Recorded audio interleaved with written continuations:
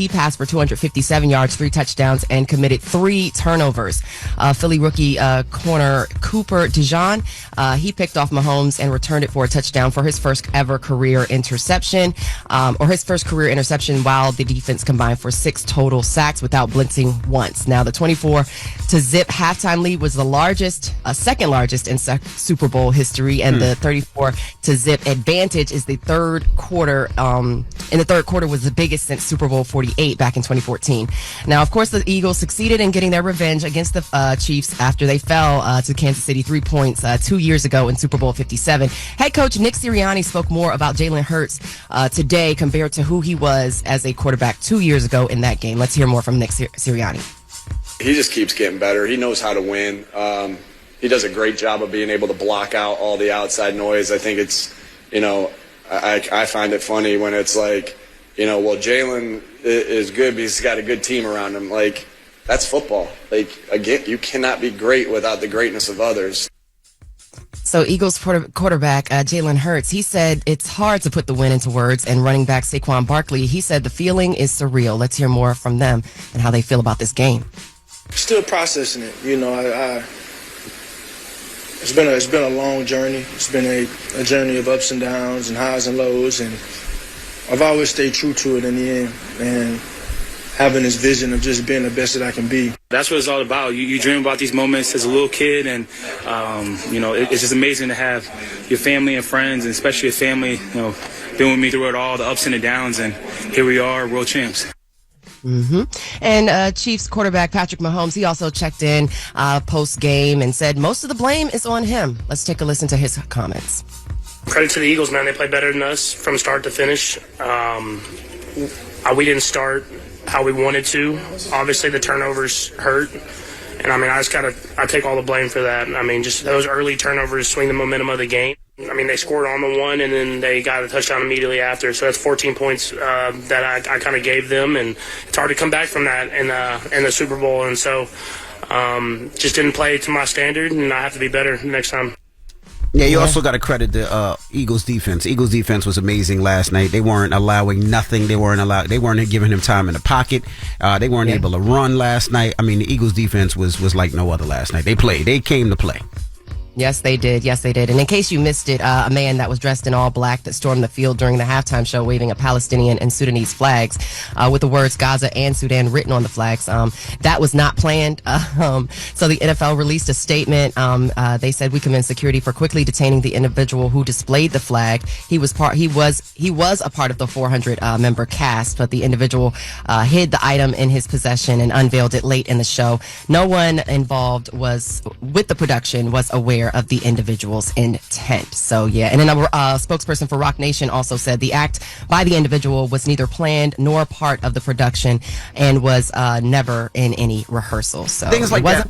I wonder why they even discuss it or even talk about it, because we didn't see it at home. I didn't see it at all. You didn't see it at home, but it was everywhere online. After it was making its way around social media. But I figured that was going to be the case anyways in regards to Kendrick's halftime show, because he's very strategic. He has a lot of oh my gosh, the lights are blinking. He's very strategic. He has a lot of, things that he put underlined. So I thought that maybe, that was part of it. But no, that particular element was not part of the show. Okay. So. All right. Well, that is front page news. Thank you, Morgan. Thank you. All right. Talk to y'all at 7. All right. Everybody else, get it off your chest. 800-585-1051. How was your weekend? Let's talk Super Bowl. What did you do? What did you think? Did you like the performance? Did you hate the performance? Was it just mid? Let's discuss. How did you think about the game? Call us up right now. We would love to know what you did this weekend. 800-585-1051. It's The Breakfast Club. Good morning. The Breakfast Club.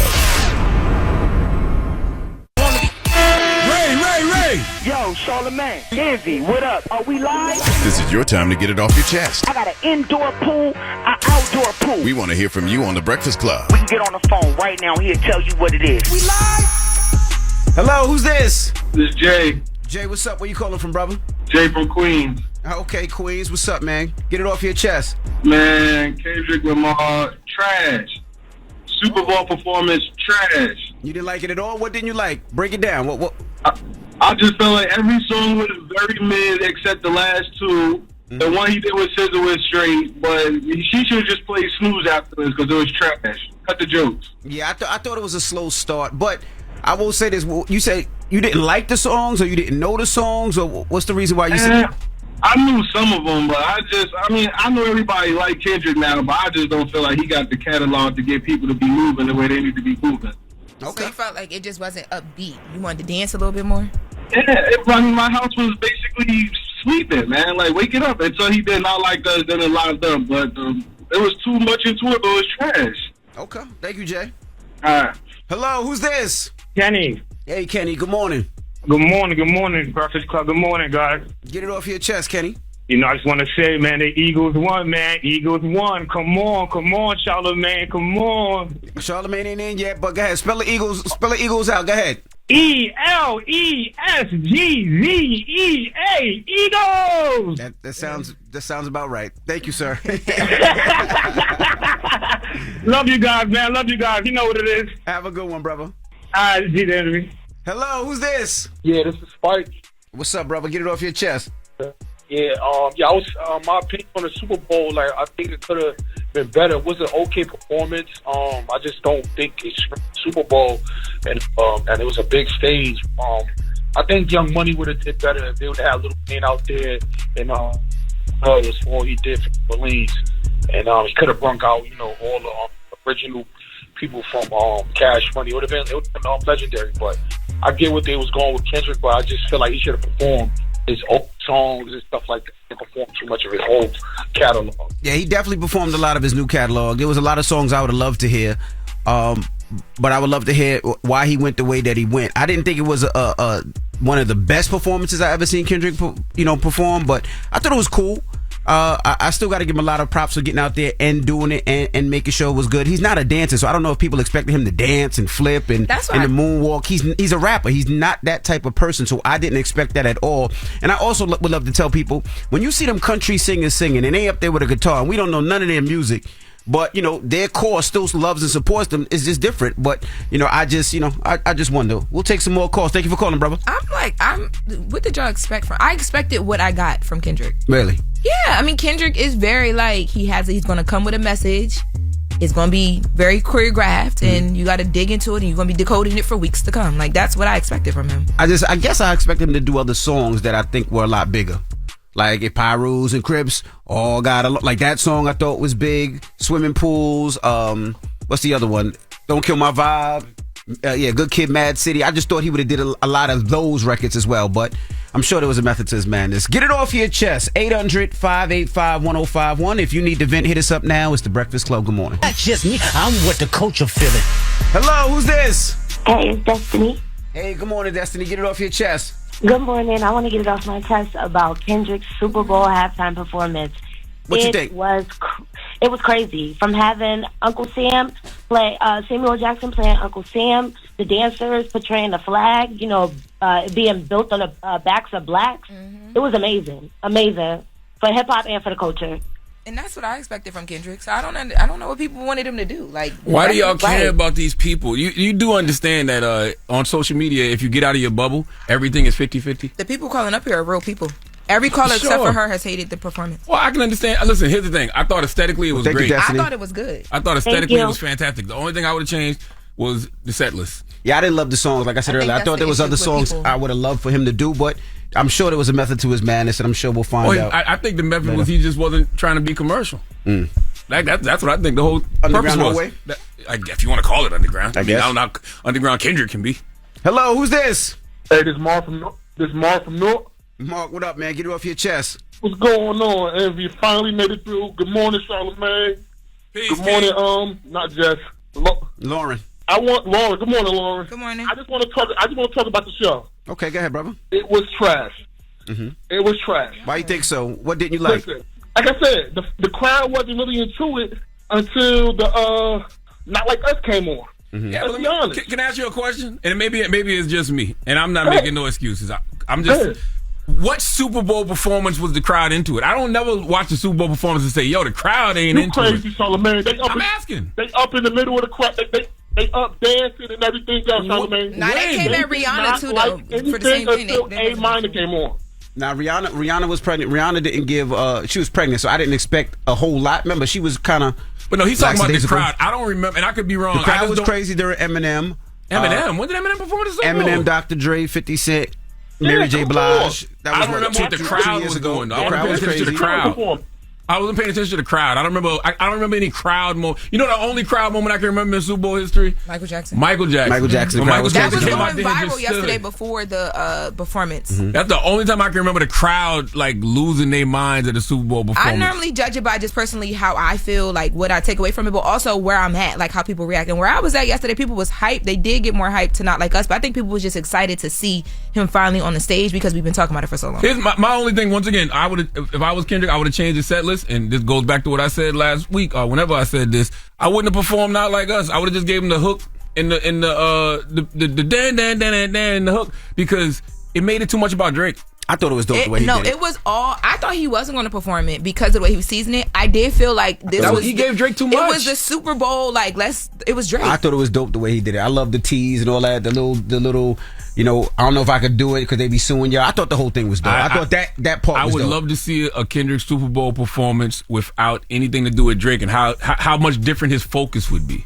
How different would him and his team approach it if they weren't trying to put the nail in the coffin on Drake? Like how many people that were there and just how many people watch it, even if they heard about the Drake and Kendrick beef, they're not really in it like we are. So I was wondering how that translated to other people, but then I started seeing articles of people being like, we were a little confused because they know Kendrick by all the big songs. They don't always know, like they know Not Like Us, but they don't know the back and forth. Well, get it off your chest. 800-585-1051. We got Jess With The Mess coming up. What are we talking about? We do. We're going to get into the Super Bowl. We're going to break the game down, the big moments. Of course, we're going to talk about Kendrick and halftime. There's a lot to discuss. All right. We'll get to that next. It's The Breakfast Club. Good morning. The Breakfast Club. Morning, everybody. It's DJ NV, Jess Hilarious, Charlamagne the Guy. We are The Breakfast Club. I know Club. You wake up and want to go back to sleep when you hear Scissor Snooze, okay? I mean, god dang. This song been playing for 3 years now. How long has it been? About 3. 3? Got about a whole presidential term? Got about another year to go. My God. All right, well, let's get to Jess With The Mess with Lauren LaRosa. News is real. Whether it's Jess Hilarious, Jessica Robin Moore, just don't do no lies. She don't spare nobody. Worldwide Jess, worldwide mess. On The Breakfast Club. She's a culture shoot. With Lauren LaRosa. I'm back. And I got the mess. Talk to me. All right, y'all. So the day that we've been waiting for, Super Bowl Sunday went down yesterday. The Eagles beat the Chiefs 40-22. Why is today not a national holiday? We should have a day off the day after Super Bowl. After Super Bowl? My God. A lot of people, especially if you're from Philly, you took off work today. People were partying. Broad Street was packed. Yeah. Broad Street was insane yesterday. So as the games, before the actual coverage of the game started, you saw Michael Strahan, a bunch of different people doing a walk down Bourbon Street in New Orleans, giving a tribute to the 14 families who had victims lost in that attack. They had the Human Jukebox Southern State performing. They did some Boosie tributes. They did some Hot Boy tributes. That was good to see. Lettucey performed. Let Their Voice and Sing. You had John Baptiste out there as well too. Then the game started, and people filing on in. Trump was there. He's the first sitting president to attend a Super Bowl. He brought members of Congress with him. Speaker Mike Johnson, Lindsey Graham, Katie Britt, Tommy Tuberville. Ivanka Trump, Laura Trump were there as well with him. Jay-Z and Blue Ivy were on the What if they had to pay for their tickets? I was thinking about that. Did Trump them have to pay for their tickets? I'm sure not. There's no way you Trump and you got to pay for tickets. I'm just asking. I don't know. Of course, Anne Hathaway was there in her Eagles green. I didn't even know she was an Eagles fan, but she was there in her Eagles green. Kevin Hart. There was so many people there, of course. It was a huge night. But getting to the actual game, Jalen Hurts is now the 4th black quarterback to win a Super Bowl. Twitter was going crazy about that. He also took MVP home yesterday after the dominant win. Let's take a listen to him talk about after he was awarded the MVP trophy. I think we had a focus group out there. Offense was able to score points, to take advantage of opportunities, just enough to put points on the board. And then defense played their ass off. They played how they played all year. And I truly believe offense wins games, but defense wins championships. And how that defense has been able to play, it's a great testament to them. It's been a long journey. It's been a journey of ups and downs and highs and lows, and I've always stayed true to it in the end, and having this vision of just being the best that I can be, and that evolving over time into this desire and this flame inside to win. And you don't do great things without the guys around you. The defense was stellar. Okay, Patrick Mahomes stunk it up. All right. It leads me to believe that Kendrick Lamar is kryptonite to biracial men. Jesus I mean, Christ. Cole, Drake, Patrick Mahomes, they simply don't perform well when Kendrick is It was around. real bad yesterday. And It was bad. Yeah, I was watching it and Eagles I was defense like, was like no I'm other not though. even a big football person. I was like, Patrick Mahomes need like a spa day He or couldn't something. do anything. They And he were on was his so ass the upset. whole game. Throwing interceptions. He It couldn't was even bad. yell nigga out of frustration because Kendrick was in the building. Well, speaking of frustration, they showed Taylor Swift on the screen literally for like a second. She was there with Ice Spice. Yo, they booed her so bad. Them did. Eagles fans was not let's take a They listen. did.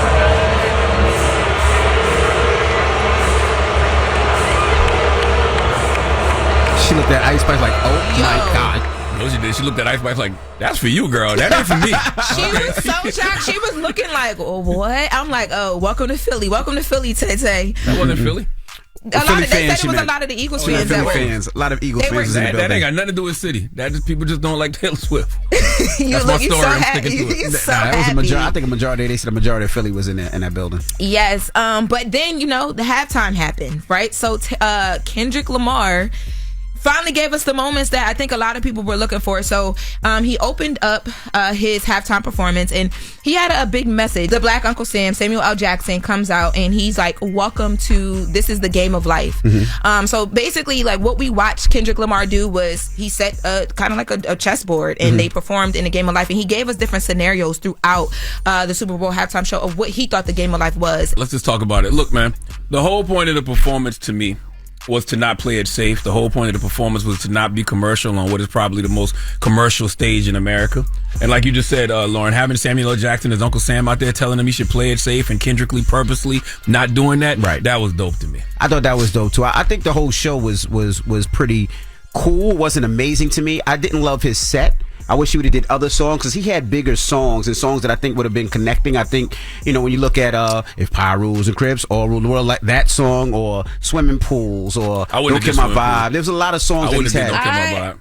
I think. Go ahead. Go ahead. I was gonna say I think a lot of people are arguing about the set list, but for me, I kind of expected Kendrick to come with a message. And when I saw Samuel L. Jackson open it and the conversation that I knew that they were about to have, I knew we was about to get like deep Kendrick, where you the gotta like message sit was and great. listen. Yes. Aesthetically, I gave it a 10. You know what I mean? But I agree with Envy. I thought his set list could have been way better. He could have just picked bigger, high energy songs than the Records, ones yeah. he did. For example, it was an unapologetically ultra black performance. Imagine if he would have opened up with Black at a Berry. He opened with like a freestyle that we had never heard before. Can you imagine if Black at a Berry was the first song on Kendrick's Black at a set Berry's at the another one, yeah. Super Bowl?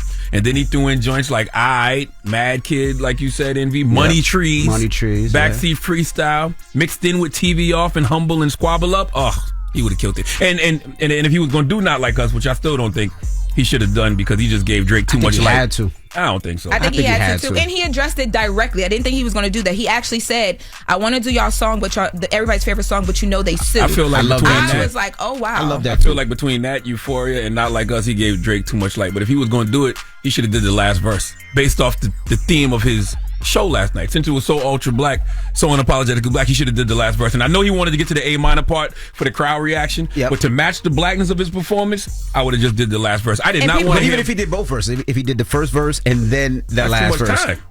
He had gave time. Drake the whole stage majority of the time anyway. He could have took something else to do that. He talked a lot about life and, America's being on black people's backs, but people grabbed a lot of the Drake stuff. They were trying to say that his A train was for the A minor, but I believe it's the A from the PG Lang graphic. They had flags with that on there. Yeah, but this is PG Lang's, this is their brand. This is their logo. And because he had his label. Yeah, his label. I'm sorry. Because he had the A chain on, people thought it was for A minor, but no. What the A got to do with PG Lang? I have no idea, but this is what's on their website. Oh, okay. Yeah. I just did not want to hear Baca, Chubbs, and Party's name on stage at the Super Bowl. It's a diss record. That's probably one of his biggest records ever. He had to do it. He had to. No, he didn't. He had to. He didn't have to. I think he did. That's his biggest record ever. It don't matter. Kendrick is bigger than records. He didn't have to do it. And I think everybody was waiting for him to do that. That's a big song. And for people that don't know about the dissing and all that, they just like the song and they not like us. They don't know it's a diss record. They just, look at it as a competition record. Saying he had to do it is a debate I've been having for the past couple weeks. He didn't have to do it. He absolutely positively had He's to Kendrick do that. Lamar. He's a Pulitzer Prize winning artist. That's true. That's cool. He had to do that He song. didn't have to do it. He would have looked scary if he didn't, but we got to wrap up. No, he wouldn't have. We can come back and bring As this black back as he in. was it last night, Please. But let's open up the phone lines. We can discuss that. 800-585-1051. When we come back, we got front page news. Then we'll take your phone calls as well. Let's discuss Kendrick Lamar Super Bowl. What's your thoughts? It's the Breakfast Club. Good morning. Wake up. You're locked into the Breakfast Club. Morning, everybody. It's DJ NV, Jess Hilarious, Charlamagne the Guy. We are the Breakfast Club. Lauren LaRosa filling in for Jess. And let's get in some front page news. Again, congratulations to all the Eagle fans out there. The Eagles beat the Chiefs 40-22. Thank you, God, for taking the Chiefs out of their misery. I mean, I don't know if I could stomach seeing Taylor Swift on the field after this game. I'm going to be honest with you. I ain't want to, her and Travis Kelce kissing. I don't believe that whole he was going to propose Oh, my thing. God, I was about to say that. They said he was supposed to propose. Yeah, but he wasn't going to do that. First of all, he would never upstage his teammates like that. That's a dumb internet fodder to think that Travis Kelce, a football player, would get on his knees at the end of the Super Bowl to propose to Taylor Swift. That would be ridiculous. His team would be highly upset at him if he did that. Why take away from their moment for you and Taylor? Well, that wasn't going to happen. Congratulations to the Eagles and congratulations to Saquon Barkley. He broke the NFL single-season rushing record with 2,500 yards. Actually, 2,504. So congratulations to him. And congratulations. What's up, Morgan? What's up is congratulations are in order for the city of brotherly love. And Philadelphia Mayor Sherelle Parker, well, she has a message for Philadelphia residents. Did she spell it right? As celebrations take place, let's hear more from Mayor Parker. Please, Philadelphia, I implore you as your mayor, do not climb light poles or anything else. I know this comes up every time we have an outdoor celebration after our Philly teams win, and I get it. But folks, climbing or attempting to climb up a light pole or a bus shelter, or really any structure for that matter, it can lead to tragedy. The last time, did you see they put baby oil on all the poles in Philadelphia? Yeah, they lubricated the poles. The last time it was that much baby oil on poles, you know what that was, right? No need for me to spell Freak it out out. parties, the Diddy party. Tell us about it. You But there? Mayor Parker, she did make the comments ahead of Super Bowl 59. Of course, this comes after tragedy struck following Eagles NFC Championship win. 18-year-old Tyler Sabapathi, a Temple University student, he died from injuries after climbing a pole in Center City. So you guys be careful out there as you celebrate. Please do it safely and responsibly because we want to be able to do it again next year, right? All right, so switching gears to more political news. President Trump, he is defending the efforts of Elon Musk and the Department of Government Efficiency in an interview with Fox News ahead of Super Bowl 59, which Trump was attending. He said the government bodies like the U.S. Agency for International Development, or USAID, as you guys have seen, are rife with waste, fraud, and abuse. Now, Trump touted his administration's effort to reshape USAID, saying a few good programs run by the agency should be turned over to new management. He's suggesting Marco Rubio, who is over the State Department. Let's hear more from President Trump. Well, we're talking about hundreds of millions of dollars of money that's going to places where it shouldn't be going, where if I read a list, you'd say this is ridiculous, and you've read the same lists, and there are many that you haven't even seen. It's crazy. I think I'd rather give it to Marco Rubio over at the State Department. Let him take care of the few good ones. Mm-hmm. And by few good ones, he's talking about the programs run by that agency. Trump also doubled down on his aspirations for Canada to become the 51st U.S. state. He also says he trusts Elon Musk as the head of Doge and has been happy with his job so far. He plans to instruct Musk to go after the Department of Education and the military next in terms of, figuring out what's efficient and what's not. Let me tell you something, man. I was in Maryland over the weekend for my daughter's cheerleading competition. The amount of people, black and white, who came up to me telling me they may lose their jobs all because Elon Musk is controlling how the federal government pays them was scary. And I know there's a lot of things going on and people like to focus on, a little bit of everything, but Elon Musk being in control of how the federal government pays people and Elon Musk being responsible for whose jobs get cut and whose jobs doesn't, that right there is what's really impacting people. Black, white, it don't matter. That right there is impacting everybody in a real way.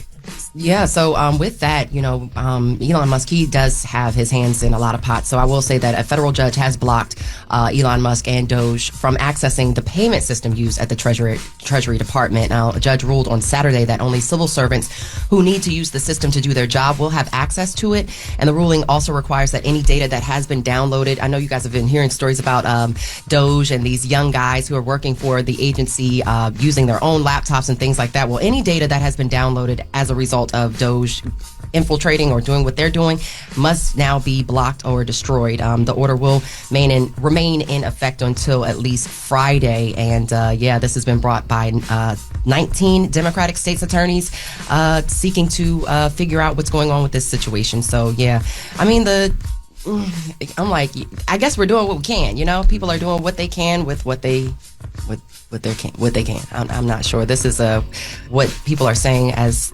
continue to say, is we're in unprecedented times. So I can't call it, y'all.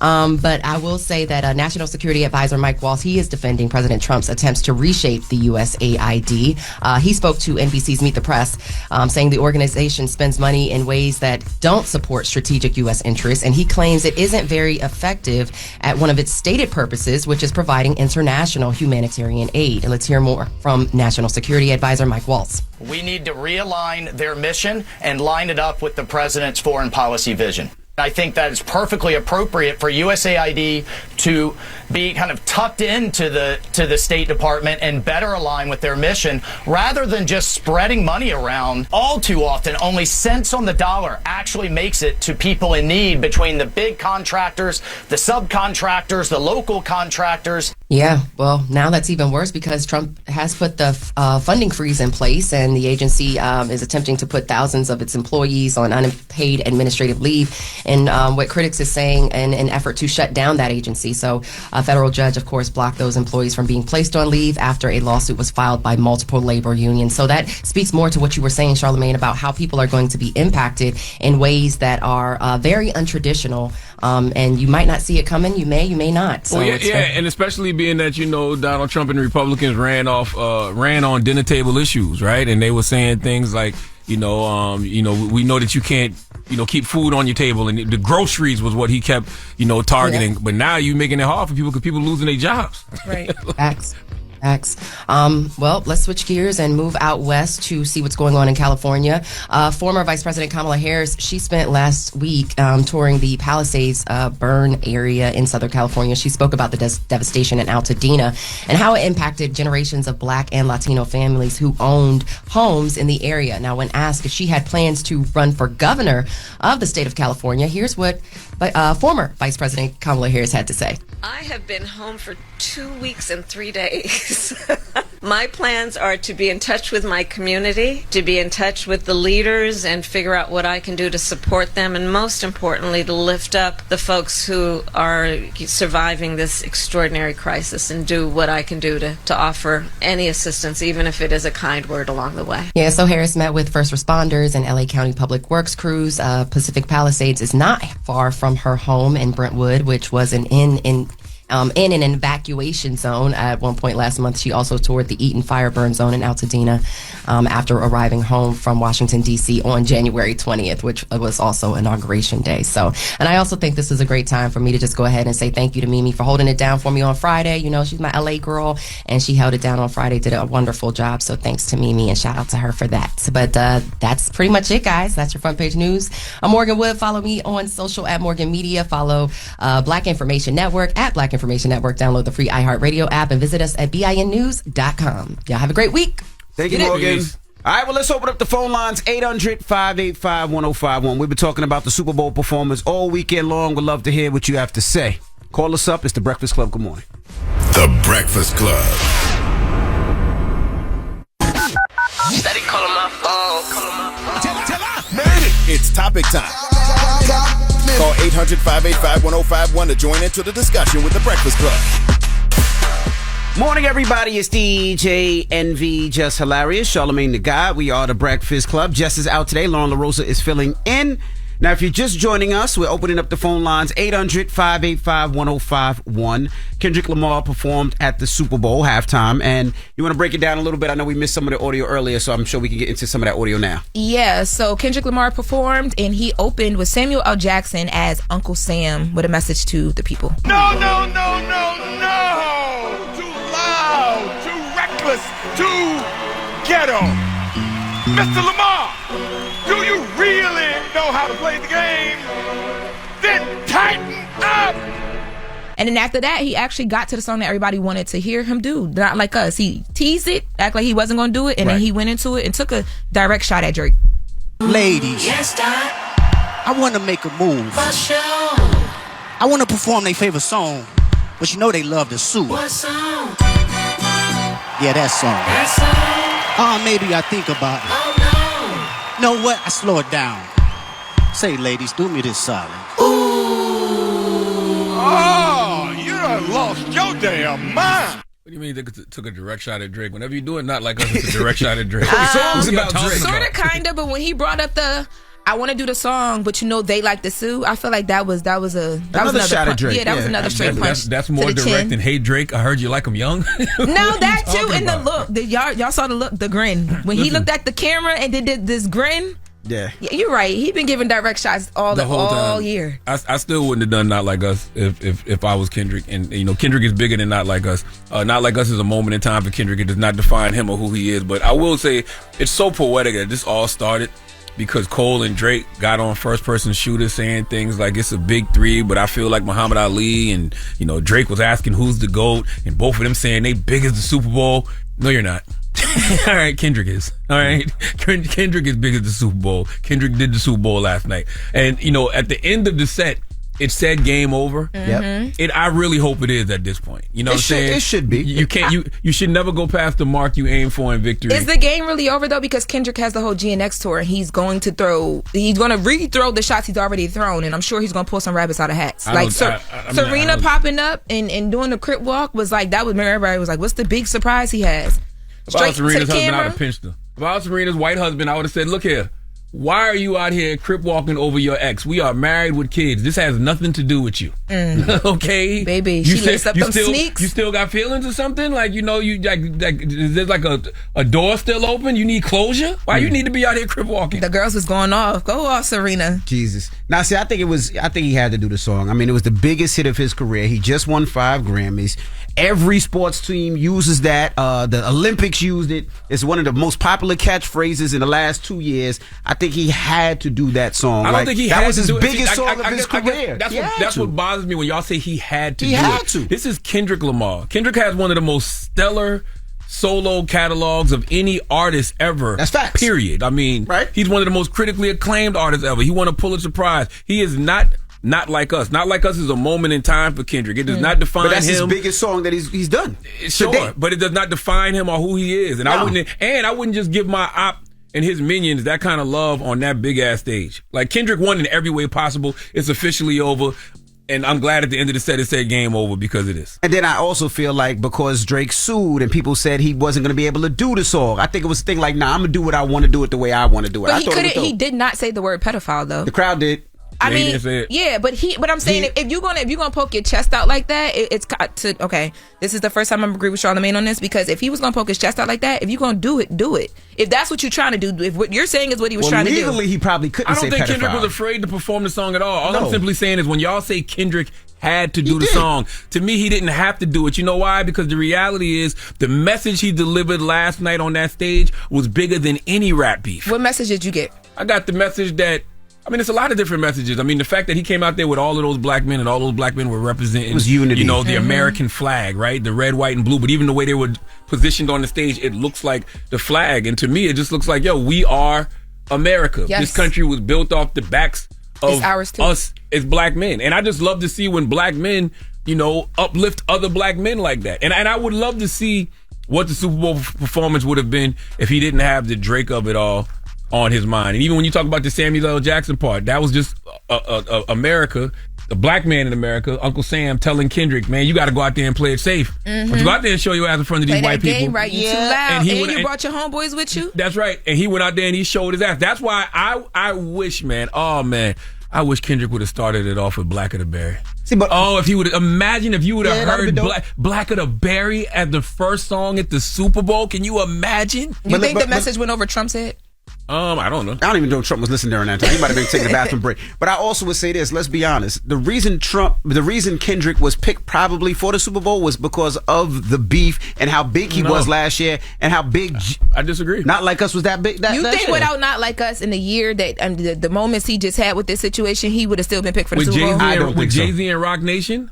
Yes. I don't agree with that. I don't think so. With Jay-Z and Rock Nation, yes. Kendrick is Kendrick. He's great, but I don't agree that he would have had Super Not Bowl Like without Us Not catapult him into another stratosphere. But let's go to the phone lines. Bugging. I keep telling you, and this is the conversations I keep having about Kendrick. Kendrick was Kendrick before all of this. Now, did he have a year last year that took him to another level? Yes. But it's not. I still think he could have did the Super Bowl without Not Like Us. I disagree. Hello, who's this? This is Jasmine. Hey, good morning. Hey, Jasmine, where you calling from? I'm calling from Milwaukee. Hey, what's your thoughts? And I want to start off by saying Happy Monday, Happy Black History Month, Happy Kendrick Day. You know, I'm commenting on the same thing, Charlamagne. It's not often that I disagree with you. Why would you say that he shouldn't perform Not Like Us? It will be a lose-lose either way. If he performed it, it's a problem. If he did perform it, it's a problem. And you also said that it was going to get worse after the Super Bowl. So why would you say he shouldn't have performed his biggest song of the year? What you mean it's going to get worse after the Super Bowl? What you talking about?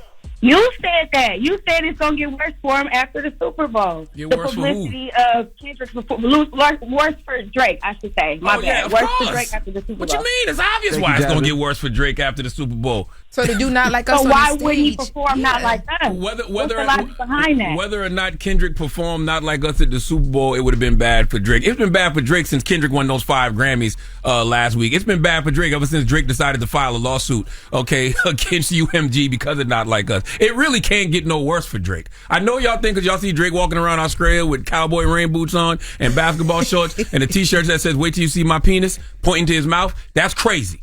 It was not pointing up. It was pointing down. Pointing down. It was now. It was? Oh my gosh. Hello. I must have saw an I'm sure that's what you saw. There was an arrow pointing in his mouth. I'm sure that's what you and I was like, saw. I couldn't understand why would the penis This be in his guy's mouth. crazy. Hello, who's this? Why would the penis be up there? All right. Hello. Hello? Hey, what's your name? Hello? David. Hey, David. Good morning. Talk to us. What were your thoughts? Good morning, man. I thought the Super Bowl could have been better.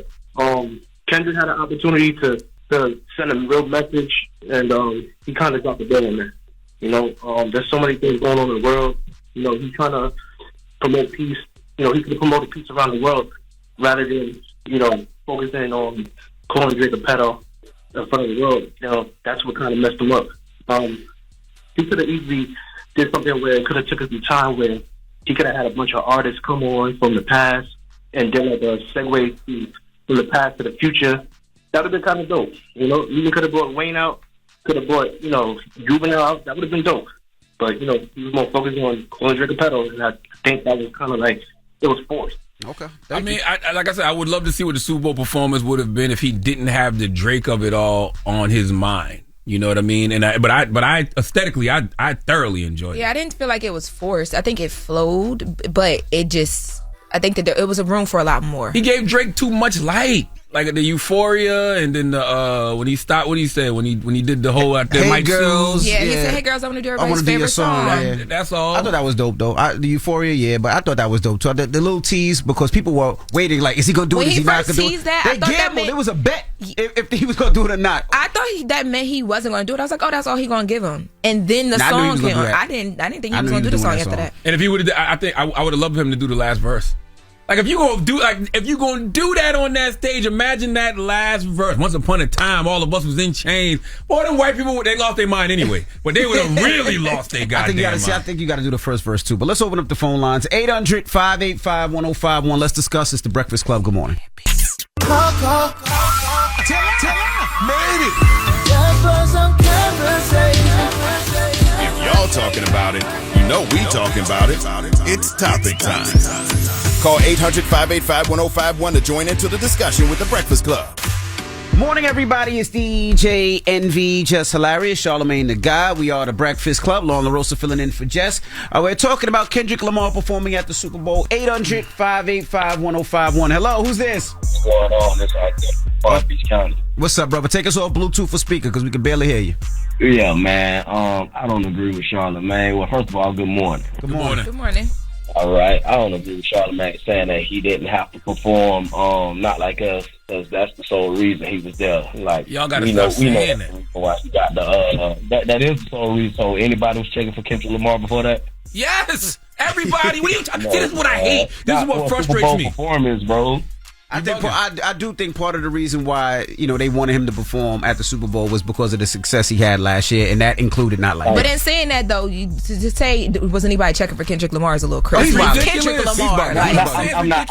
I didn't mean it in that way. I'm saying Super Bowl performance wise. Okay. Why? Tell me why you don't think that. Kendrick Lamar's last tour, the Big Steppers tour, was the highest grossing rap tour of all time for a solo rapper until Travis Scott's Circus Maximus tour surpassed it. Yeah, but nobody looking at those numbers when they look at the Super Bowl performance. What do you mean? But those are people. Those are 100. That's over 73 shows, over $100 million made across the world. Kendrick Lamar got mad Grammys. He got a Pulitzer Prize. What are we talking about? Charlamagne, that's the type of data you collect.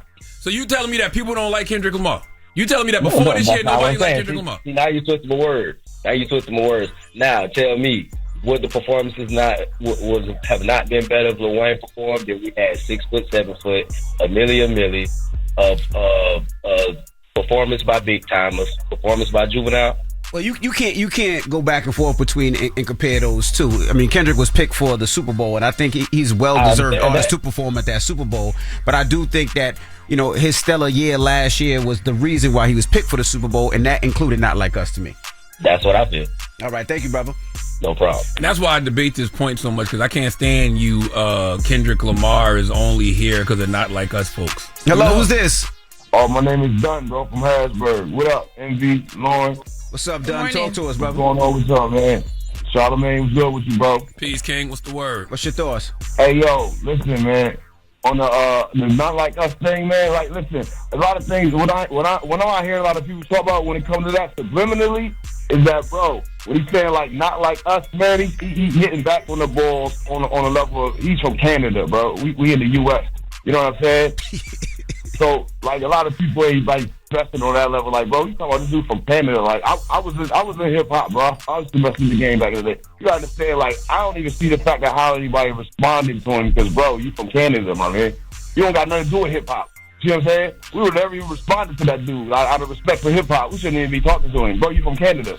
Like, who are you? You know what I'm saying? Well, I mean, but when you come into America and, you put your hat into this rap ring and, you ask who's the GOAT, Kendrick just answered the question. Like, we're acting like these biracial men, J. Cole and Drake, didn't start all of this. They started all of this.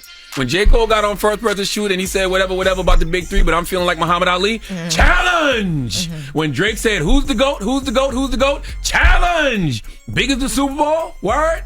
Kendrick answered all of those questions and spiked the football last night at the Super Bowl. He definitely did, and I think hip-hop is about competition. It started about competition. Who's better than who and rapping against each other. Don't matter where you from. And I think Not Like Us was the biggest competition or diss record or whatever you want to call it ever. The biggest, and I think he had to perform it last night. Kendrick is bigger than Not Like Us. I want y'all to know that. Y'all do know Kendrick is bigger than 100%. Not Like Us. 100%. We're not. I don't think that. I'm not arguing that he's not. But okay. I do have a thing that I wanted to say, because when Kendrick did the interview, remember with Apple Music, he was saying that he was really excited for the Grammy wins because it finally puts like actual rap and battle rap back at the forefront. Correct. Right? Yeah. So how do we criticize the show the way that, well, for me, how am I criticizing the show the way that I am if he's saying that? Because that's his way of putting what he thinks real music and real conversation is at the forefront. Right. Yeah. Who's criticizing the show though? Everybody is saying he should have did this record. People want to dance. They want to feel good, right? No, I just think that I think the set list could have been different. Just because he has bigger, high energy records. And when I look at the theme, because aesthetically, it's a 10 across the board. Just imagine if he starts off that show with Blacker the Berry. Just imagine. And if you're going to have a black ass show like that, imagine doing songs like Aight. Imagine doing songs like Mad Kid. Imagine doing songs like Money Trees, Backstreet Freestyle, mixed in with the TV offs and the Humbles and the Squabble Ups and the DNAs. That's all. Yeah, I think I would have loved to see other Kendrick songs, no doubt. I think he had to do Not Like Us. I think what he did was great, and I think people say, well, his set wasn't this, his set wasn't that. Just look at the amount of brothers and sisters he had on that stage dancing together in unity, in different gangs, in different hoods, and putting them together. I thought that was dope. I mean, at the end of the day, I think he did his thing. I'm a Kendrick fan, though, so he super served his fans. He super served the people who actually like Kendrick Lamar and have loved Kendrick Lamar before Not Like Us. But like I said, when every sports team in the world is using Not Like Us, when the Olympics is using Not Like Us, when it was one of the biggest catchphrases in the last 2 years, you just won 5 Grammys off of that. You got to perform. You can't lead a Super Bowl arena and not hear A minor be screamed the way that it was screamed. Before all of this, I said that he should do the horn, and then do the hook, right? And that still would have been dope. But just let the crowd sing it. No, I would just did the hook, did that and the hook. But after watching what his theme was last night, I would have did the hook, the horns, the hook, in the last verse. All right. Well, we got a moral to the story. They would have lost their mind hearing him say, "Once upon a time, all of us was in chains." Like, they would have, that crowd would have lost their Oh my God! mind. And then he had the people in red, white, and blue just locked together in chains, moving. Oh my God! That would have been fire. That would have been fire. And the second verse would have been fire like that. I think he had to do the first verse too, though. No, he didn't. Yes, he wanted to, I mean, y'all say that because of the crowd reaction. Yo. Once again, I'm not going to let y'all reduce Kendrick That look Lamar to into the the song. Is reducing You Kendrick. can't I'm not say letting y'all do when that. he looked into the camera and said, "Hey Drake." He practiced that in the mirror. Yeah, that was. Hey, I was Drake. like, okay, Kendrick, I see what you did. He practiced that in the mirror. Hey Drake. All right. The moral of the story is simply this: Kendrick Lamar is kryptonite to biracial men. Okay. Cole, Drake, Patrick Mahomes, they simply don't perform well when he's around. Envy, you might not need to go around Kendrick no time soon. You'll probably faint. I'm not biracial, sir. I'm fully black. I am not fully biracial. Dominican. I am fully BLACK. Fully Dominican. Black. We have Jess With The Mess with Law and Order coming up. We do. Did you say BLOCK? No, I said BLA. You can't even spell it. I said BLACK. I ain't from Philly. I can spell my word right. So concerned, Lauren? Because I don't know what's happening today. And then Kendrick been getting at people. I'm trying to make sure you all right. I'm good. I'm black. All right. Spell it. Are you black? You stop playing with me. Do you have a man? Dang. How did we get here? That was messy. We always go that there. had nothing to do with nothing. God. Like, what? A couple days before Valentine's Day. Stop putting me on the spot. All right. What was you asking me? Jess With The Mess coming up. What are we talking about? We do have Jess With The Mess coming up. And Cardi B, I know she was out and about running around for the Super Bowl, but there's some things going on with her and Offset, and maybe it's Stefan Diggs we might need to talk about. All right, we'll get into that next. It's the Breakfast Club. Good morning. Morning, everybody. We are the Breakfast Club. Let's get to Jess With The Mess with Lauren LaRosa. News is real. Whether it's Jess Hilarious, Jessica Robin Moore, just don't do no lies. She don't spare nobody. Worldwide Jess, worldwide Mess. On the Breakfast Club. She's a coach with Lauren LaRosa. I'm back. And I got the mess. Talk to me. Okay, so Super Bowl stuff, kind of, sort of still. Over the weekend, there was a video that started going viral of Offset over in New Orleans, and I know he's there having a good time. And fans were just being funny. He was riding in a black SUV, and his head is like out the window. I think he's kind of like trying to direct his car to where he's trying to get to. Mm-hmm. And people like, look at Offset in New Orleans looking for Cardi. And the reason why this came up is because right before everybody went to the Super Bowl weekend, Cardi B was out and about in New York, and she was at, the Girls Love Karaoke. For anyone that doesn't live here in New York, that is a karaoke night that happens weekly where Rihanna recently was, and it went viral. So a lot of the big name talent go there now and have a good time. Mm-hmm. And she was there. She was in a section, and in her section, and there, I'm assuming with her, was Stefan Diggs. Now, a few months ago, there were rumors that Stefan Diggs and Cardi B were dating. So, of course, them being there together went crazy. It was, everywhere. And there's no confirmation of if they actually came together or if they left together, if they just happen to both be there. Because, again, big names do go there, and they're there weekly. But people kind of played into that Offset video because of that. And then once those videos of Cardi B out prior to Super Bowl went viral, Offset tweeted these couple tweets, which people are saying, was a subliminal to her. He said his new B is better. He's telling somebody that he had them last week, by the way. So, yeah, I know they're both down there right now. I don't know what's happening, but maybe Cardi B has a new boo. I don't know. I'm not mad at Stefan Diggs. He fly too. Y'all hate the relationship stuff. What you mean? Y'all not saying nothing. I be so into it. I don't know what's going in and out of their relationships. Like, we're not what there. we supposed to say? Yeah, I don't know. I don't know. What do you guys say? You don't even know.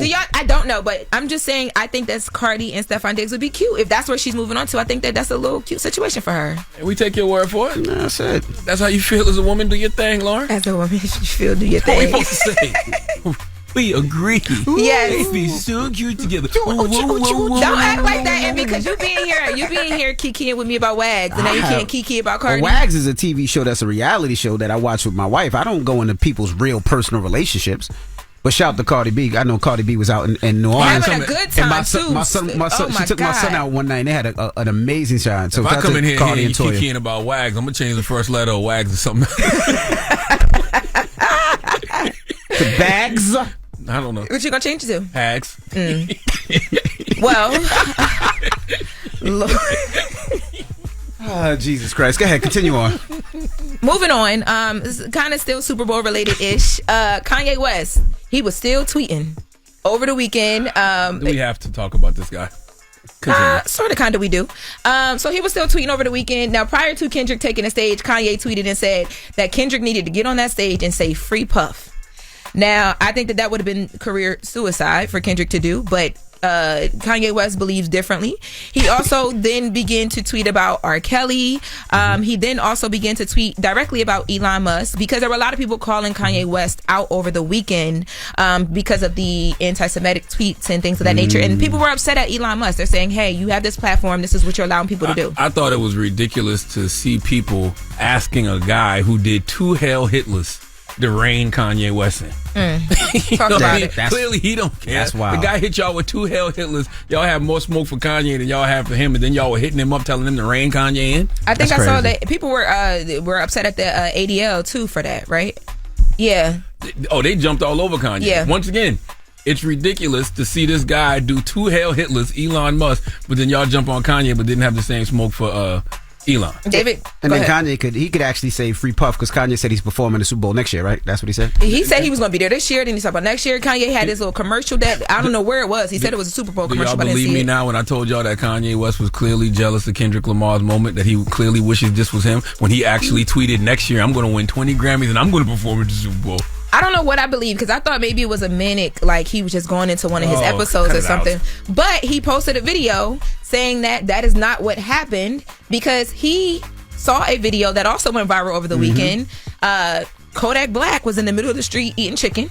Yes. Kanye West said, hold on, Super Bowl talk, relax. I need to go help my friend. Let's take a listen to Kanye West. I just saw a video of Kodak, and I wouldn't want nobody to do an intervention on me. That's why I want to put this video up, because y'all might think, oh man, Ye really going through right now. Somebody need to go get him or go take his Twitter and stuff like that. But I'm just telling you calmly, I am in a good space. It's cathartic. I got my ideas out, and that was very freeing for me, and it's worth everything. It was worth everything to do that. So let's start there. Now, I've seen this video of my brother Kodak, and I feel a call, and he's actually wearing this Donda chain. It's not just because he's wearing a chain, but it's like how he's sitting here wearing this chain unless something's saying to go and get my brother. And I thought about it before. I was like, man, I should go down to Miami. Maybe I could be the person that could make a difference. And that's what I'm about to do right now.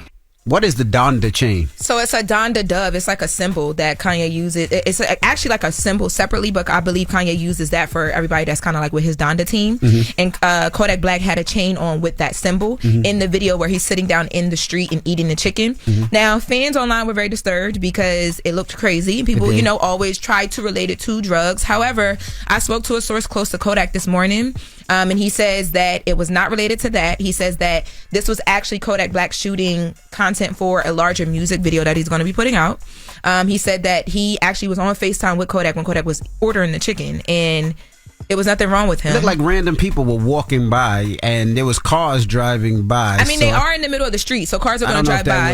If that was a video shoot, there was no security, nothing. What they're telling me is that this was a video shoot. You do see a cameraman come into the video, though, and he's saying that is Kodak's cameraman who always shoots him. This was for content, no matter how it looked. It's part of a bigger piece of content, so we just have to, I guess, wait to see what that's going to be. But Kanye West got off X, deleted or got kicked off X, and then went to go find Kodak. I don't know if they linked up yet. Imagine Kanye West showing up saying that you need help.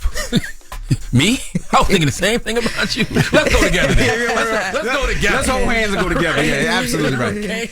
Well, I don't know if if Kanye West got kicked off X or he's not on X anymore. As of right now, no, his platform, his account is not there anymore. But I don't know if they actually removed him because of the tweets or if. They shouldn't. He couldn't take it after the Super Bowl. Okay, Donald Trump was there, Taylor Swift, all watching Kendrick Lamar spike the football on his number one op, Drake. He couldn't take it.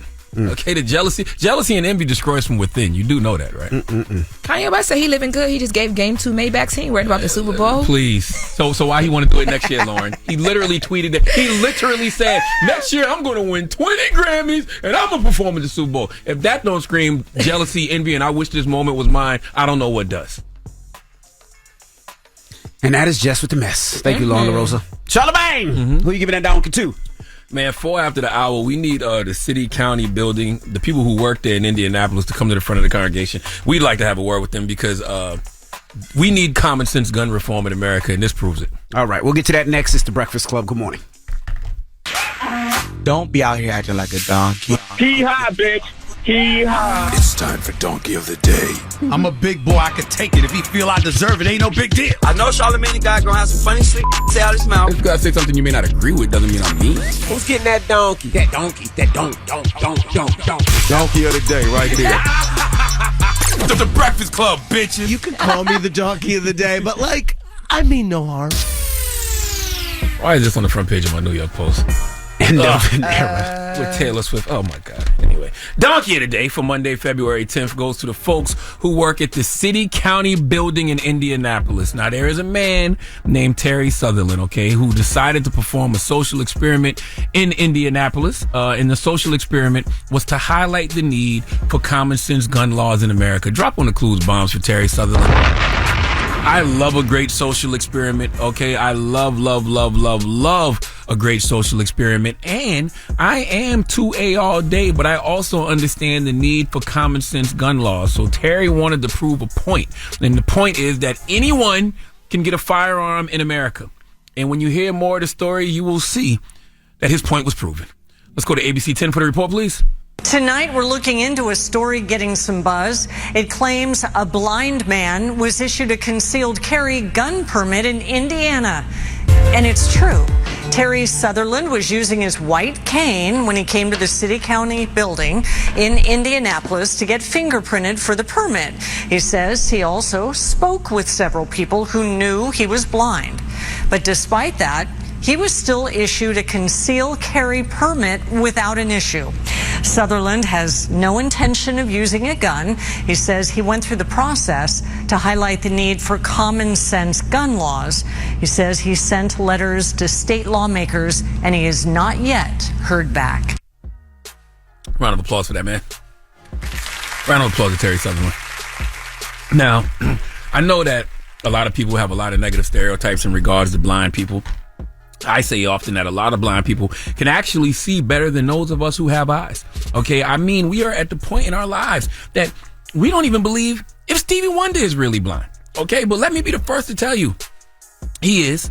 And there's also a reason that Daredevil doesn't use guns. Y'all know who Daredevil is, right? Matt Murdock, okay, blind superhero, new series, Daredevil Born Again, starting on Disney Plus March 4th. This man once said in the comic books he doesn't use guns because of the carnage that he could unleash on people. Yes, Daredevil, because you're blind, okay? I believe blind people can do a lot of things in this country, but owning a gun and driving a car, probably not good ideas. Do we know blind people that drive cars? Do they? I don't think I never so. thought about how they get anywhere. You think they ride the dog? Huh? I just never thought about it. Jesus Christ. Listen, Terry has the right to bear a cane, but not arms. Okay? And if he does have a CNI dog, that CNI dog better be trained like John Wick's. Because if you're shooting at everything the dog barks at, my God. Oh, my okay? My God. All right? Blind people carrying guns is like blind people driving an Uber. Would you get into an Uber with a blind person? No. Okay. All right. Now, Terry said he spoke to several people, you heard the news report, who knew he was blind. He came in with a white cane, but despite that, he was still issued a concealed carry permit without an issue. Listen, man, the reason you will never get common sense gun laws in America is simple. Because nobody has common sense in America anymore. Okay? And this story proves it. Some donkey of the days just sell themselves. Please give the city county building in Indianapolis the biggest hee-haw. He said he wrote them a letter and they What? No. He wrote the letter? He said that's what he said. He said he wrote them a letter and he hasn't heard back. Yeah. He wrote the letter like. What if they sent the letter? You just don't know he got. They probably responded. That's all I was saying. Y'all need to call homie though. Because he said he didn't hear back. I'm like, man, you said you was blind, not deaf. You might have got the letter back, my brother. Okay. What is this? Is that Braille? What is this, Mac? What does it say? What did he say? He said it's how the guy writes. Cut it out. See, I was gonna ask, but I didn't want to be foul. Like, cause how he know how to stay online and how to be straight? Cause he writing. Stop. Close your eyes and try to write a sentence. I bet you can't do it straight. I guarantee you can't do it straight. Yes, I can. Close your eyes. They have heightened senses, guys. All right, I'm lying. I'm asking. How do blind people write letters? I just want to know. I just want to know. Look what I wrote. Because I thought they used Braille to write letters. I mean, you seen it? You sound so stupid. No, I thought I don't. They do use Braille. That's why I asked, was it Braille? Braille to read. No, to write letters. We probably sound so. You sound so stupid. I'm sorry. Yes. All the blind listeners, I apologize. And did you ask me could they drive earlier? Did I answer that? He did ask, Why and we would said I no. answer that? I don't know why you answered that. Well, it's okay to be stupid on this topic. I'll be dumb. Somebody be deaf, and y'all be blind, and then we'll figure it all out. We'll figure it out. Okay. Jesus Christ. All right. Well, thank you for that donkey of the day. Now, when we come back, Big Dank will be joining us. You know Big Dank. She's a rapper from Detroit. Recently, she was in the news because she's suing Lyft because the Lyft driver says she was too big to give her a ride. And it was crazy because the Lyft driver was blind, so I don't even understand. I don't even know how this happened. We'll talk to Big Dank when we come back. It's the Breakfast Club. Good morning. The Breakfast Club. Morning, everybody. It's DJ NV, Jess Hilarious, Charlamagne the Guy. We are the Breakfast Club. Lauren Rosa hanging out with us as well. We got a special guest in the building. Who we got? We have Big Dank, Demoss. Welcome. Thank you. How are you, Big Dank? How you feeling today? I'm good. Happy to have you. Thank you. You know, when we first heard about your story, you know, there was a lot of jokes made. Everybody made jokes, including us. But when I heard you was a rapper, I was like, you know, why not have her up here and have a conversation? See if this could help something. Mm-hmm. Right? Make the most of the moment. Mm-hmm. Definitely. Thank you. Absolutely. Where you from? Detroit. How long you been doing music? I've been doing music for a long time. I took it seriously in 2016. And you were on Deb's house as well. I was. How was that? What? Deb's house on Lifetime. Deb How was that? It was good. You know, it was a learning experience. It was okay. Did it help or hurt you in any way, like your music? I mean, I'm doing the same thing I was doing before. You know, it was okay. You don't want to say the wrong thing. You don't want nobody. It's cool. Because you had a couple moments on there, and I saw one clip where you were really teary eyed. Yeah, I was teary eyed because was it like what was that about? Well, explain what Deb's house is. Yeah, so Deb's house is a show where she brings Deb Antony brings Waka Flocka's mom. Mm-hmm. You know, she's discovered some of the biggest and the best, Nicki Minaj, a bunch of people, but she brings the rap girls on and she tries to coach them through building their careers. And then at the end, there's one that she picks that she focuses on. Mm-hmm. You didn't make it to the end, but you were on the show. Yeah. But one of the clips that I remember seeing going viral from you was when you were breaking down. You were really upset. Talk about that moment and just what the experience was like. I just feel like I was put in so a lot of people said I was being difficult, but I feel like I was put in a difficult situation. I was in a store that I could fit nothing. You know, so when I finally found something that I could fit, it was like, oh, that's not a boss. Take that off. You know, so I felt some type of way. But yeah, I just feel like I was put in a difficult situation and I was seeing everybody able to fit things. And, you know, I'm getting frustrated because I can't find nothing. I don't want to make nobody mad. I want to look good and stuff like that. So that's why I started crying. I was a little frustrated. You know, you walked in and, you know, you said the chair was too small, so we had to bring the part of the sectional for you to sit in. And you said something. You said, now this is what I'm talking about, accommodations, right? Yes. But we live in a world that's not always going to be able to accommodate people that are we plus should, size. though. We should, because we not all the same. I feel like we should. Like, why not? I feel like a lot of times people think that bigger people, obese, the F word people should just be in a house. When it's like, we not. Word? Yeah, the F word. I'm not. You heard that you can't say in your house, fat. You don't like it. Oh! I'm not saying that word. Yeah, we don't use that word in my house either. I thought you were talking about the gay slur. I'm like, wait, I'm confused. No. No. But I just feel like it should be accommodated. bigger people should be accommodated, just like we accommodate the LGBT community, you know, all those other communities. I just feel like we outside. You know, if we inside, is get up. Why you in a house? You should be doing this. You should be doing that. When we outside, it's like, why you not in the house? I know a lot of times, even seeing it like with like how Liz, although she's lost a lot of weight now, you know, how it could be like some of the clothes that the F people wear, you know, with things hanging out and y'all, you know, try to wear things that the smart, like, the S people be wearing. I don't live in a world where skinny people, when the F people, that's not my reality. I am a human being. I am regular. Just because I'm outside with my, like I said, I've been doing this a long time. And when I said I've been doing this a long time, I've been putting on for people like me for a long time. I did a naked photo shoot in 2017. Now all the big girls showing their stomach, they showing skin. You know, the people wasn't doing that. We had porn stars doing it, but we didn't have regular people doing it. Now they doing it. I just feel like I'm gonna wear what I want to wear. I'm gonna be cute with it too. You know. I think part of it is like yourself, you're speaking up about it. A lot of bigger people don't speak up about it, right?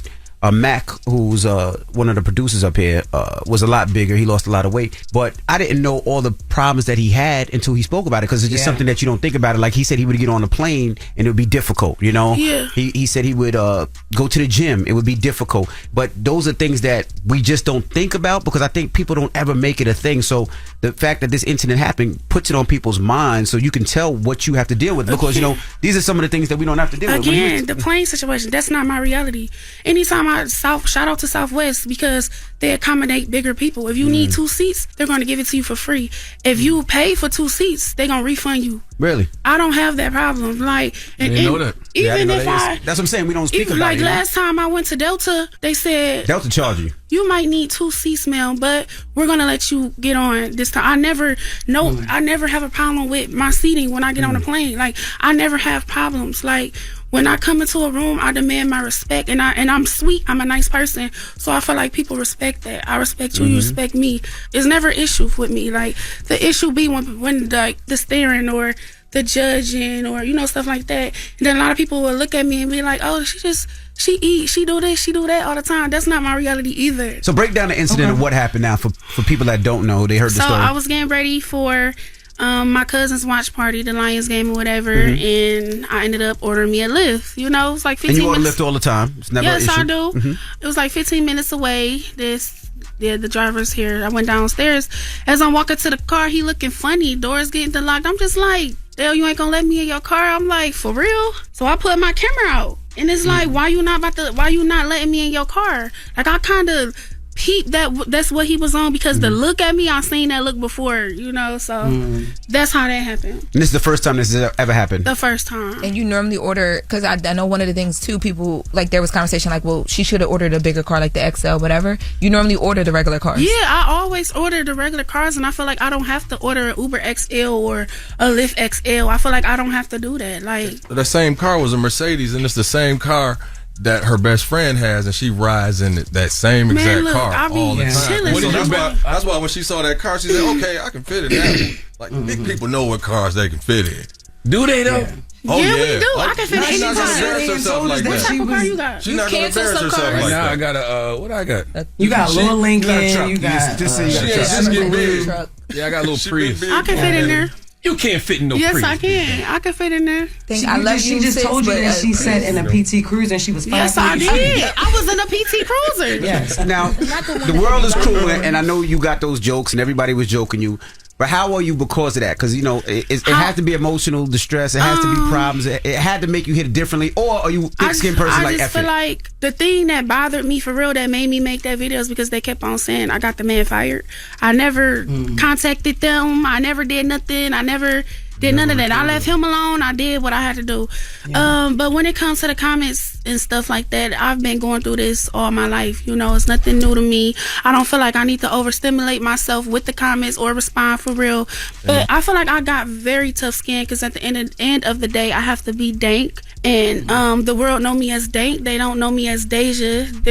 getting to know Deja because I'm everywhere as Deja now. But I feel like Deja is for at home. Dank is for y'all. Dave, you want to spit something? Now to stop. What I want to spit? Hold on, let me see. Can y'all not hear me? When my daddy died, I got straight to it. Told myself, mama and my brothers ain't gotta do it. Yeah, made time, started wasting time, and started f***ing up in school cause money ruled my mind. Now I got a lifestyle. Damn, what I say? Now I got a lifestyle. Hold on. Bring Lord. That's all I got. I'm a little nervous. We're going to play a song. Tell us what song you want us to play then. Let's do Just Talking. Just Talking. All right, well, we got more with Big Dank when we come back. Let's get into her joint, Just Talking. It's the Breakfast Club. Good morning. Morning, everybody. It's DJ NV, Jess Hilarious, Charlamagne the Guy. We are the Breakfast Club. We were just kicking it with Big Dank. You know, she's the young woman who's a rapper from Detroit that is also suing Lyft because Lyft wouldn't let her get in the car because they said her weight. That was her joint, Just Talking, and we're still kicking it with her. Charlamagne? You know, you compared your situation to the LGBTQ, and a lot of people would say, well, LGBTQ people don't have a choice to be gay or whatever, but you have a choice to be plus size. Mm-hmm. So they want you to make better choices, eat right, work out, lose the weight. I feel What like you mean? They don't I have feel a like choice I to be do. gay. People think You're born gay. Jess, don't you start, Now, Jess. that's a debate right there. That is, but for most, you know, But let's just hypothetically say they're born gay. I feel like I do. I work on myself, you know, and when I feel like I'm getting too much, I try to fix it, you know, like at my pace, you know. You understand? And we have weight specialists right here. Fix her a weight specialist. Fix her mic. And what's your name, ma'am? Stormy. Stormy. Dr. Stormy. Thank you. One time, you know, when you have these conversations with plus size people, it always comes up that, oh, well, everybody that's, you know, big isn't unhealthy. And, you know, some people just can't lose the weight. They're dealing with issues. Like, you know, she has a thyroid. What do you talk to us about that? So I been Dank provider for a little over 3 months, right? And she's lost 80 pounds. Mm-hmm. Your 80 pounds go look different from her 80 pounds, right? Mhm. Because she started at 580. Mhm. So even with her being at 500, people be like, she's still not losing, but that's not the case. With her thyroid makes it very difficult for her to lose weight because her hormones is unbalanced. So when your hormones is unbalanced and they're all over the place, it controls a lot of things and it makes it very difficult for you to lose weight but keep it off as well. So I think for her, she's consistent because she done lost 80 pounds. Right. But it's hard. And what, she's too big for surgery. I was going to ask you, do you suggest surgery? So we're going to try surgery after she has to reach at least 300. Yeah. So that's our goal. 300, get her down to 300, and then she'll do her surgery. That's what I surgery always do you told suggest? Mack. I always told Mack I would get him the surgery, but he had to get to a certain weight. Yes. So once he gets down, if you want to get the surgery, you can, you know, Yeah. What surgery would you suggest? Is So it waist? either the sleeve, The sleeve? the gastric sleeve, or the gastric bypass. Now, can the sleeve bust? Sometimes you hear about the sleeve Yeah, and bursting. there's complications with those too. So that's why we're just trying to find a more safe alternative route. But we got to get her down a little bit because you don't want all that fat around her heart, right? And when Yeah. she go into surgery. Now, what is she So- doing to lose the weight? Like, what's the procedures? You know, break it down for us. So she's on medical weight loss. She's on semaglutide. What's that? Which is sort of like Ozempic, but with milder side effects. So she comes to our spot every week to get her injections, and then she's on our weight loss supplement, which we formulated with the pharmacist to help her with her multivitamin and just keeping her everyday nutrition going. Now, does insurance cover this, or do you have to come out your pocket? Because that's another thing that could affect people as well. Because if they can't afford it, It's a lot of out of pocket. A lot of insurances won't pay for it, so they'll wait till you get the high blood pressure, the diabetes, to pay for the medicine. So it's a lot of people who can't afford it. Dang, when did you get comfortable in your skin, right? Because you wear whatever you want to wear. You I don't care sure what do. people say. So when did you get that comfortable? I feel like it When started. she did that naked photo shoot. No, it was before that, girl. I just feel like. When did you make the OnlyFans? Was that when you were comfortable? When did I make the OnlyFans? I probably made that like a couple years ago. But when I got comfortable in my skin, it started as a kid because like when I would get ready for school, if I had on a big shirt or something, I just look crazy. My daddy be like, "You look good, baby girl," or "You beautiful, baby girl." My mama be like, "Girl, take that off," you know. But I feel like it started at a young age because, like I said, I used to get picked on. I used to fight all the time, so they made sure I felt good within myself. So, and I really started like popping out of my shell in college. As you said, you got an OnlyFans? I do. Oh, they running it up too. They run it up on OnlyFans. Man, they running it up. I don't know. Y'all just gonna have to go see. How much you making on that OnlyFans? Thank Demoss, you know. How much you making? The money coming in? What you making a month? Allegedly. Hey. Said stay out my pocket. Hey. Has this situation helped or hurt your music career? Because I don't want you to become a novelty, Big Dank. I feel like I am going wherever God takes me. I feel like if this was His plan, it was His plan. I manifest everything I didn't know that I would have to go through what I'm going through right now to be where I'm at. But it helped my streaming. Mm-hmm. A lot of people is negative, but I don't. Whatever. Mm-hmm. People gonna be negative, you know. But and that's whether you were skinny, medium, or they gonna talk about me when I get small too. But it's cool. So you want to get small? That is the goal. Yeah. Are you worried that people will only identify Big Dank from her physical appearance and won't ever really take your music serious? No, because I make good music. I make beautiful music. I sing, I rap, I write for people. Probably some people y'all heard, but I saw ghostwriter in your bio on your Instagram. Yeah, I write. I feel like I am a great artist. Even when I get smaller, I'm still gonna be Big Dank. Did Lift apologize? Did they reach out to apologize? They tried he's still rolling. They tried to, but it's like. So they did try to contact you directly. Yeah. And you didn't want to take the call. Why not?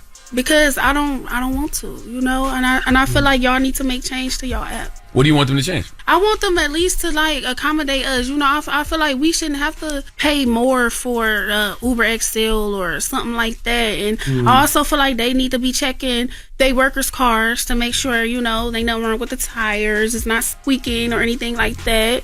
I just feel like it should be like, are you over this weight, or, you know, and they'll send you the car, you know, because we wouldn't have to go through that.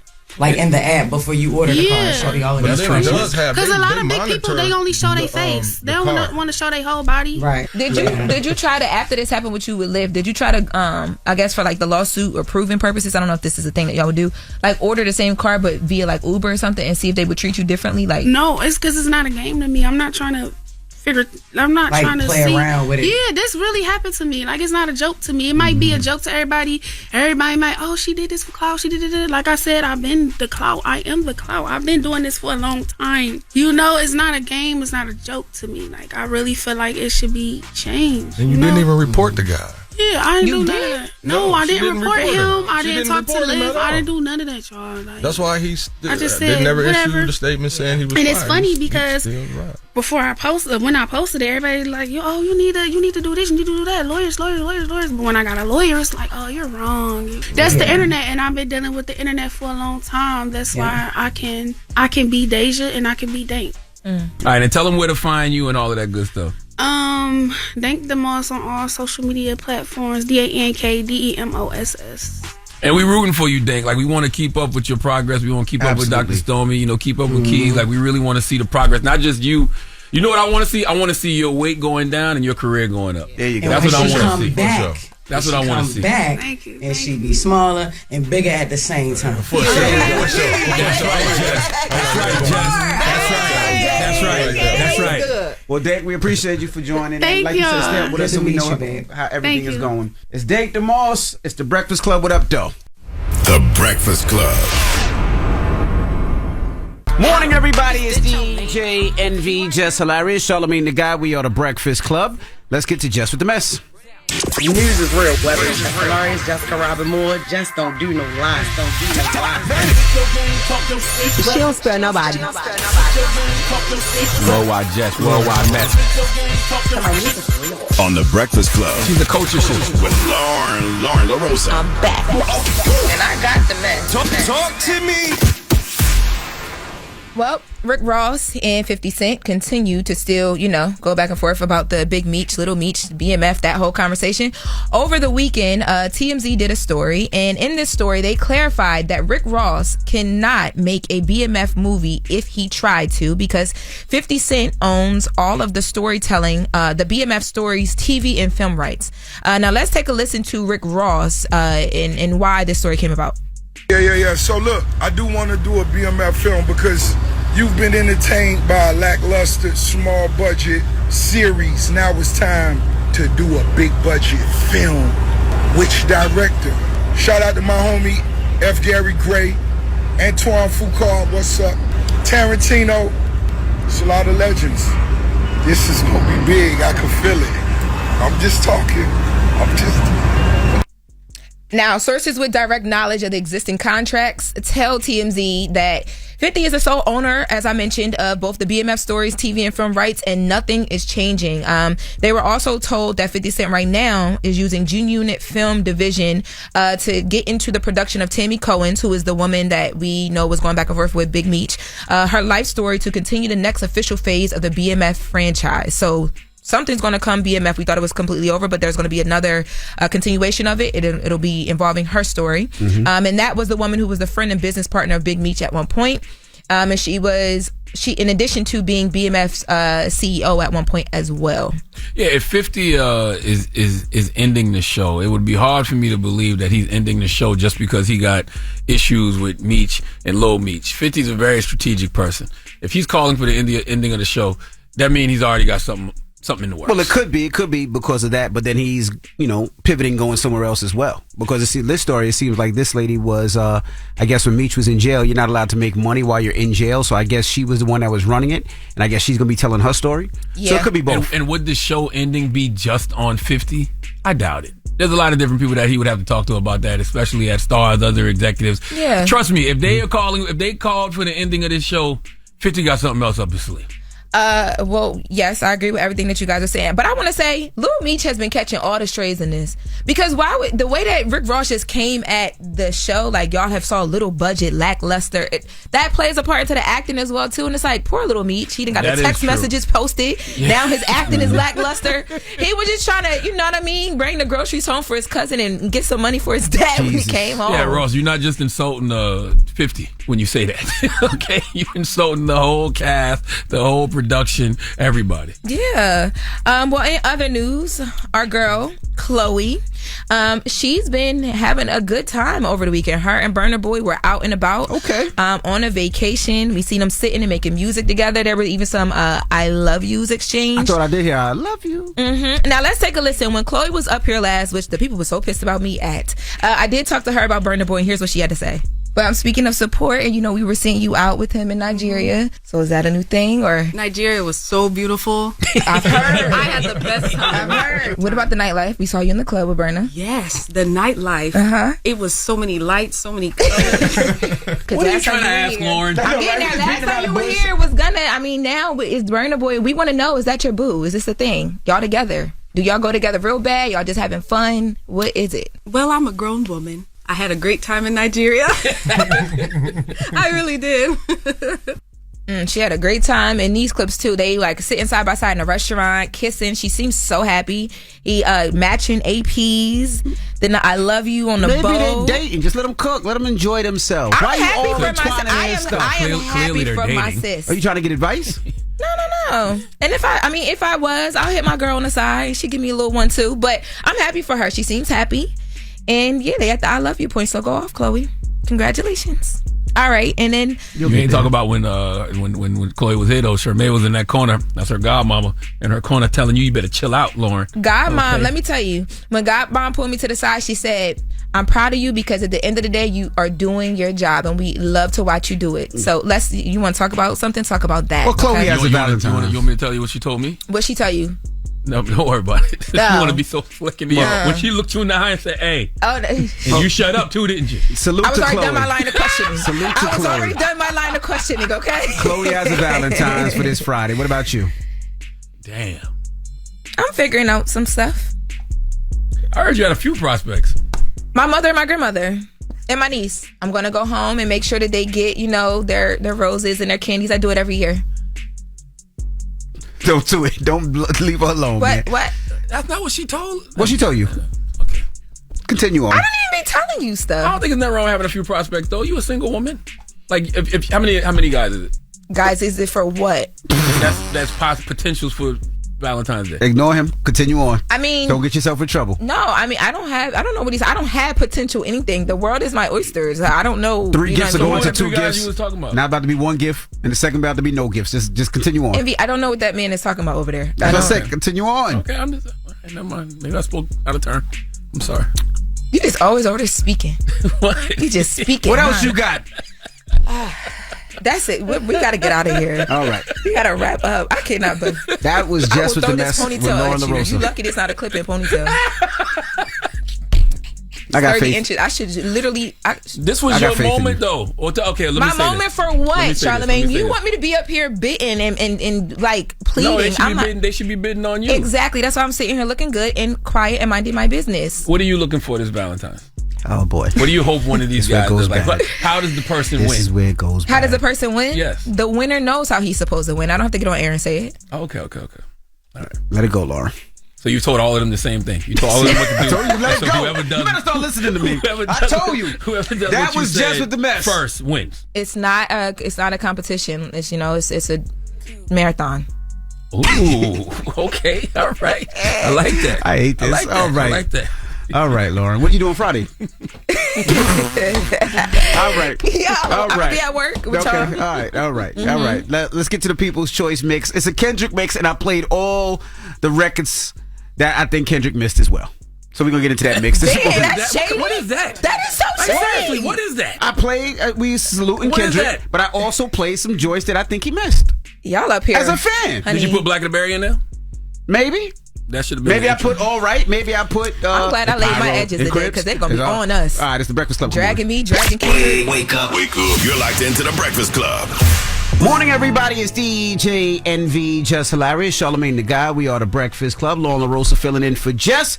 It's Black History Month. What we doing today, Charlamagne? Listen, every day during Black History Month, my guy BDaht puts out an episode of I Didn't Know, Maybe You Didn't Either on the Black Effect iHeartRadio podcast network. And today he's going to introduce words of oppression like drapetomania. What is drapetomania? We'll discuss. I didn't know, maybe you didn't need. I didn't know, I didn't know, I didn't know, I didn't know. Back in 1851, this guy named Samuel Cartwright, he's a doctor, mind you, comes up with this disease called drapetomania. And what was this illness, you ask? Well, I'll share. It was when enslaved black people wanted to escape. Yes, apparently wanting freedom was considered a mental disorder. Like, oh wait, you don't enjoy being beaten and overworked and treated like property? Must be something wrong with your brain. And Dr. Cartwright wasn't just joking around. He had treatment plans. Spoiler alert, they weren't great. His cure was basically, you just gotta hit them harder because, nothing says mental health care like a little violence. But drapetomania wasn't the only wild word they came up with during this time. Oh no, they had a whole lexicon of oppression. Take chattel, for example. That's what they called the enslaved people. You've heard of chattel slavery? Yeah, chattel means property, like a couch or a cow. Imagine being referred to as someone's love seat. Or how about the term fugitive slave? That term was for people who escaped slavery. They made it sound like these folks were robbing banks instead of, trying to not be enslaved. Then there were the slave codes. And we've discussed these in previous seasons of I Didn't Know, Maybe You Didn't Either.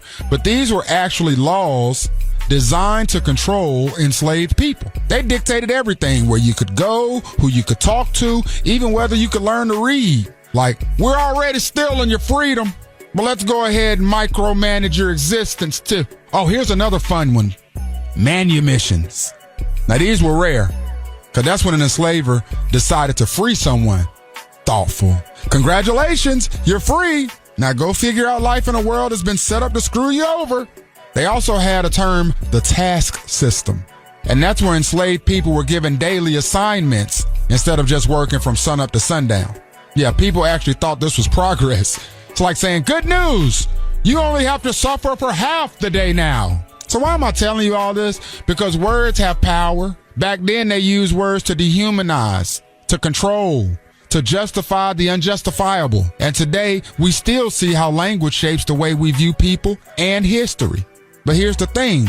We get to decide how we use our words now. So let's use them to lift each other up, to tell the truth and to remind the world that no one should ever need a diagnosis to want their freedom. Drapetomania, a word that I didn't know. Maybe you didn't either.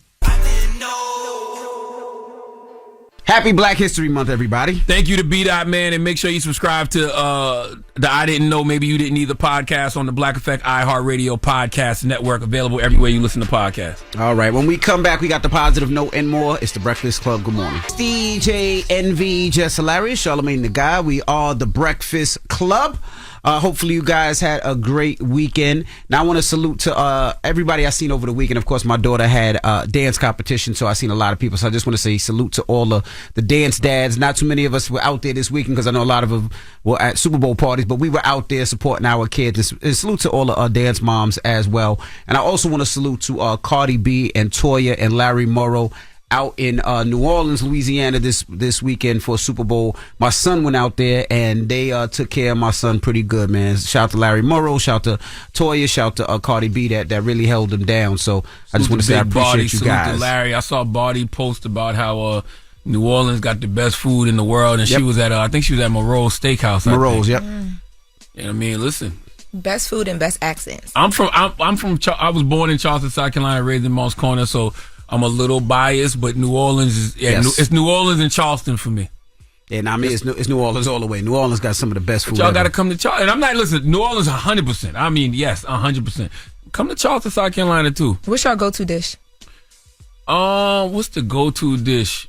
It's a lot. I mean, you got shrimp and grits. You got different rice dishes. Because you got to understand, like Charleston is heavy Geechee, Gullah, West African culture. So like it's a lot of that. It's definitely seafood.